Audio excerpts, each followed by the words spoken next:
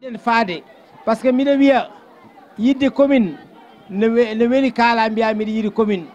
mais sa yiɗi commune holno jarata holno mbatta holno liggirta ɗum il faut ganden ɗum sen ganda ɗum en mbawa liggade sen jiiɗi liggade noon il faut mbaɗen programme minen noon min gardi koye programme o noon min jiiɗi liggorade ha itta ko woni ɗo ko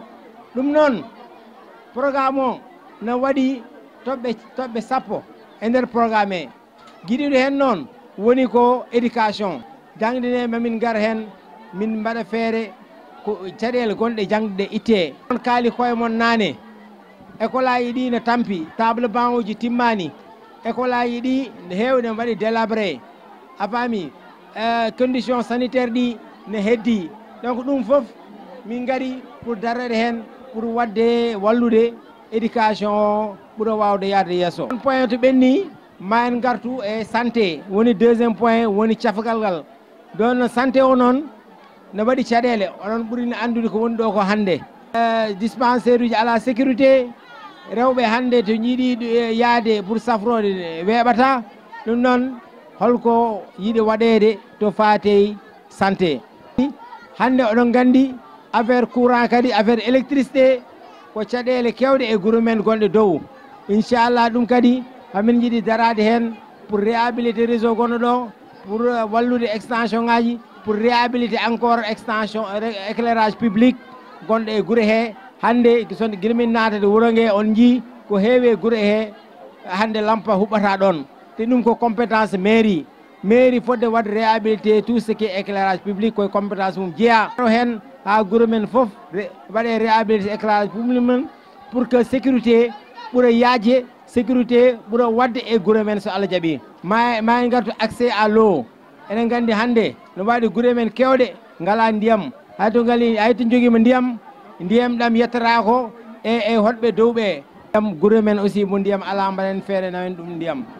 ma rewɓe inchallah mamin liggoro e institution ji financiére mamin liggoro aussi e institution de état pour waɗa feere rewɓe ɓe daña financement ji mbawa liggade mbawa wadde jardin ji mumen ni kadi ma en mballu sukaɓeɓe kamɓene noɓe mbaɗi structuré ɓe mbaɗa créé entreprise mabɓe walla ɓe mbaɗa créé GIE mabɓe ɓe mbaɗe accompagné ɓe ƴewne financement ji pour que janggo kamɓe kadi ɓe mbawa wawande koye mabɓe ɓe mbawa dañde hunde pour que liggey mabɓe kaɓe wawa yaadu yesso ɗum ɓenni kadi enen kala ndema oɗon gandi hande diwan men o ko ndema woni ɗo ndema ka ne foti yañede ndema ka ne foti waɗede organisé ndema ka ne foti waɗede mécanisé hande ma en daro sen no waɗi e programme kadi ko wiyete environnement et assainissement hande oɗon jii hay assainissement goto ala e wuuro hande e nabbaji siwol ala fof to jaata ɓe mbima oto nanɗo walla poubelle nanɗo yimɓe ne mbawa wadde hen mbalit ala hay batte waɗaka ɗo ɗum noon ma en daro inchallah mbaɗen organisé sukaɓe ɓe ƴeewen no mbaɗen liggorɗen avec UCG mbaɗen feere